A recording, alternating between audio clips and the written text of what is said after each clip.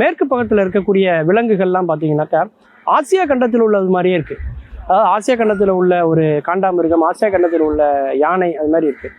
இந்த கோட்டுக்கு வலது பக்கத்தில் இருக்கக்கூடிய விலங்குகள்லாம் பார்த்தீங்கன்னா ஆஸ்திரேலியா கண்டத்தில் இருக்கக்கூடிய யானைகள் மாதிரி, ஆஸ்திரேலியா கண்டத்தில் உள்ள காண்டாமிருகம் மாதிரி இருக்குது. ஏன் இந்த பாகுபாடு? ஒரே நிலப்பரப்பில் வந்து மேற்கு பகுதி ஒரு பக்கமாகவும் அதனுடைய கிழக்கு பகுதி ஒரு பக்கமாகவும் இருக்கே அப்படிங்கிறத அவர் ஆராய்ச்சி பண்ணுறார்.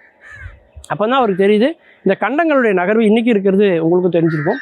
அந்த டெக்டானிக் பிளேட்ஸ்ன்னு சொல்லக்கூடிய அந்த தட்டுகள் வந்து நகர்ந்து கொண்டே இருக்கிறது. அப்படி நகர நகர உலகத்தில் பல மாற்றங்கள் வருது.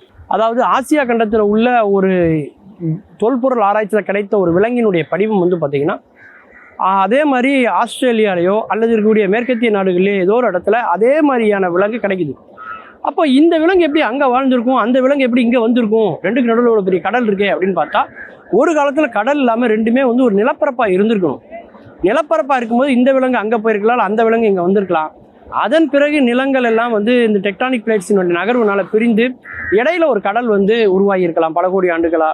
அதனால இன்னைக்கு வந்து பார்த்தீங்கன்னா அது பிரிஞ்சிருக்கு அப்படிங்கிற ஒரு கருதுகோளுக்கு இன்னைக்கு வந்து அவங்க வந்து வந்திருக்காங்க.